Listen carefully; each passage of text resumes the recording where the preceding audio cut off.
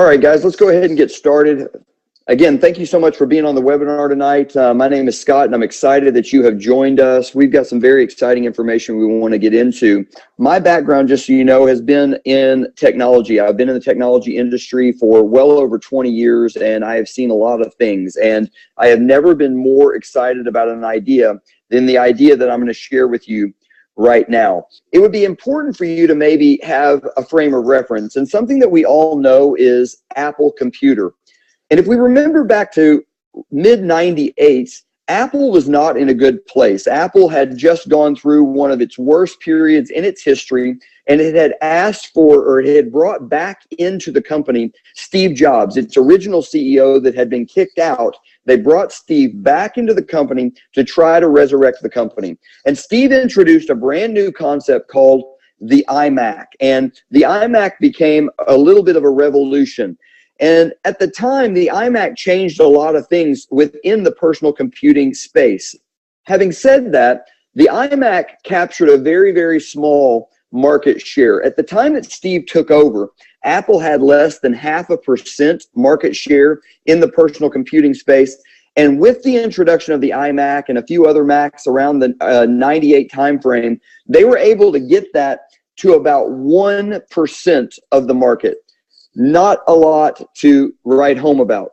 Fast forward, though, to 2001, and Apple introduced a game-changing little device called the iPod. And more than just the iPod itself, they introduced something called iTunes. And so there was this ecosystem where the iPod was the way to carry the songs in your pocket, and iTunes was the way to access any song you would want and instantly get it onto the iPod. Well, what happened is millions of consumers purchased the iPod who did not own Macs. And in doing so, they were brought into the Mac world. Now, they could use the iPod standalone, but what they found is that they were leaving a lot of benefits on the table. And so many of those millions of users went and purchased Macs to accentuate the experience that they got with the iPod. Well, at that point, Mac's market share started growing in a very, very rapid rate. Then fast forward to June of 2007, and the technology that has changed all of our lives, the smartphone, hit the market. It was the iPhone 1, and no one had ever seen anything like it. No one even understood how it would work, and today we can't imagine life without it.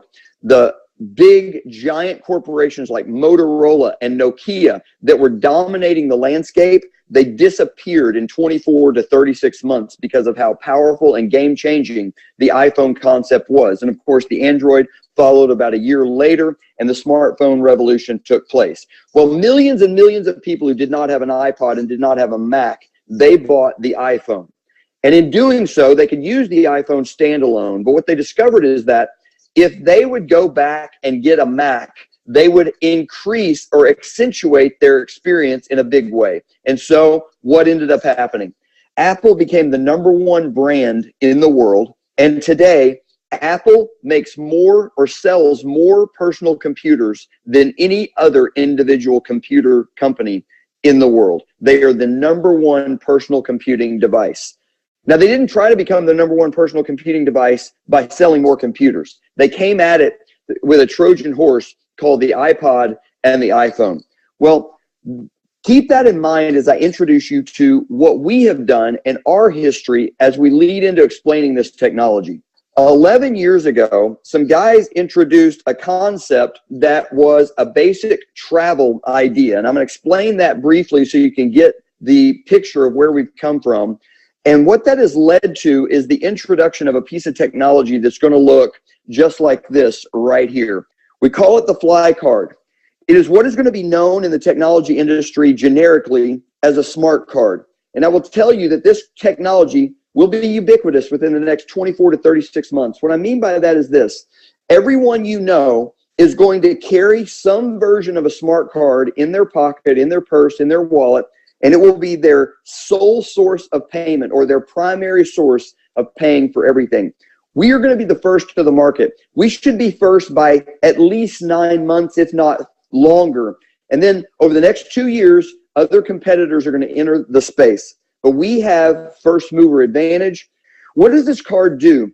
It's a computer that is the exact same size as a credit card. It's got very advanced technologies in it. Bluetooth, near field communication. It's got multiple processors. It has the most advanced biometric security ever developed in the technology space.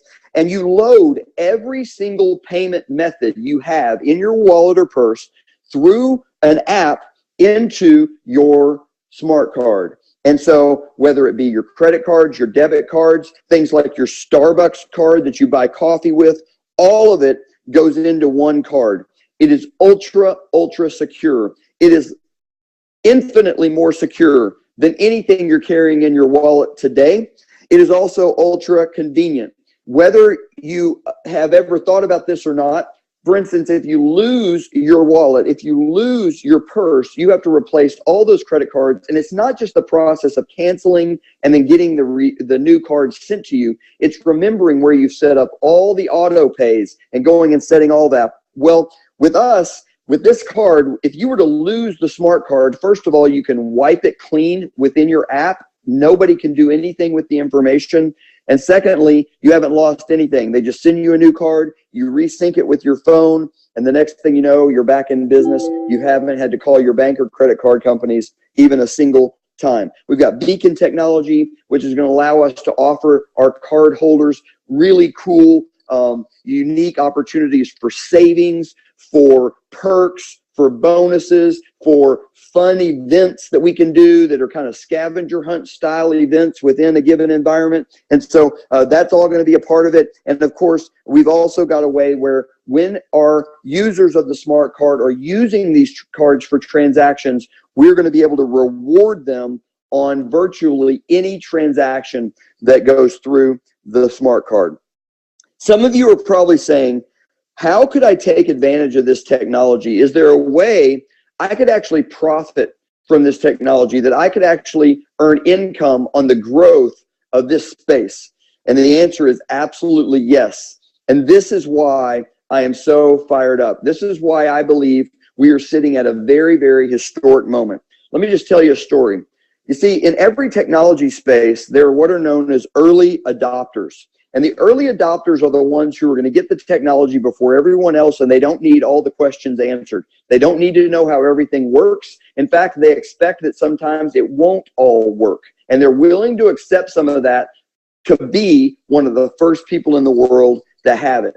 And I was one of the first people to order an iPhone. And I can remember walking around and people would come up to me and they would ask me, they would say, Scott, is that one of those iPhones? What is it? How does it work? Do you like it? What makes it different from a normal phone?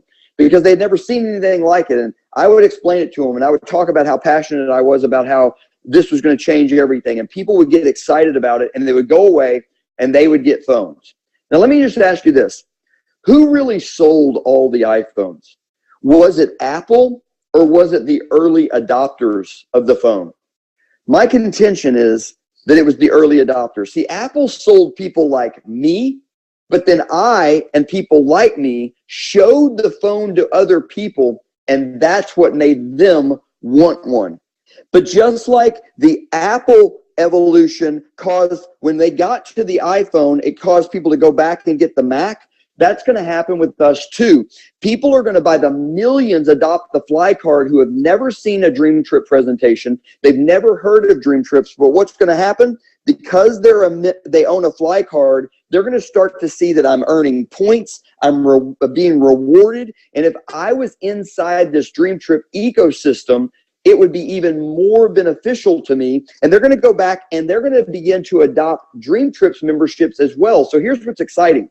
You can profit on the FLYE card, which is going to go viral and is going to be very, very big in and of itself.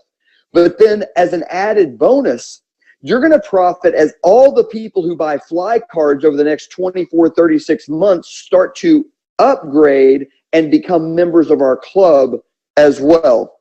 Here's how it works. You see 3 circles on the screen right now. And today, as things exist, only the 2 in the center are in operation. You see, right now we have customers. These are the members of our club. And we have the representatives who represent the club and tell people about the club so they can become a customer. Pretty soon what's going to happen is we're going to give those customers the ability to get the FLYE card. They're going to be the early adopters. This would be you if you joined tonight and go to refer a club member. Well, those early adopters are going to be out in the marketplace. And just like me with the iPhone 1, what do you think is going to happen? Put yourself in the average retail environment. You're standing there at the counter and you're watching the person in front of you check out. And that person pulls what looks like a credit card out, but then they start swiping across it like it's a smartphone. And it lights up and it starts blinking. And then you see them swiping again. And then they hand it to the cashier. What is your natural inclination? You're thinking, what is that? What happens to me with the phone is people will come up to you and say, what is that? Where did you get it? What does that do? And you explain to them, this is just the way that everybody's going to pay for everything. And at that point, we as early adopters will tip over the dominoes that will lead to millions of FLYE cards being sold. Well, at that point, it's out in the wild, and none of these people have ever heard of Dream Trips. They've never heard of our corporation, but here's how it will grow, because it's all based on an app on your phone. You see, when you get the FLYE card, you're going to set it up through an app on your phone. When someone comes up to you and they say to you, what is that? How do I get one? You say, oh, well, you need to go to this link. And inside the app will produce a unique link that identifies the link as tracing back to you. You'll give that link to the person. They'll get on the link. They'll order their own FLYE card. The FLYE card will come to them and they'll just start using it. But guess what? That person will then set up their FLYE card in an app that will produce a link for them. So then they're with their spouse. They're with their business partners. They're out shopping with their friends. And their friends see the FLYE card and they say, I want one of those. How do I get one? Well, there's this link here. I'll send it to you. And the link goes to them. And it starts to look like this. FLYE cards start begetting FLYE cards that beget FLYE cards. Now, none of these people are representatives. They're just adopters. They're saying, what is that card? How does it work? How do I get one? Oh, you got to go to this link. Oh, you got to go to this link. Oh, you got to go to this link. And as that link keeps getting handed out, there's only one rep in the picture.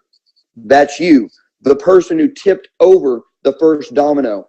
And so you're going to be able to be paid commissions on every single one of these cards that comes back to you on infinite generations of cards.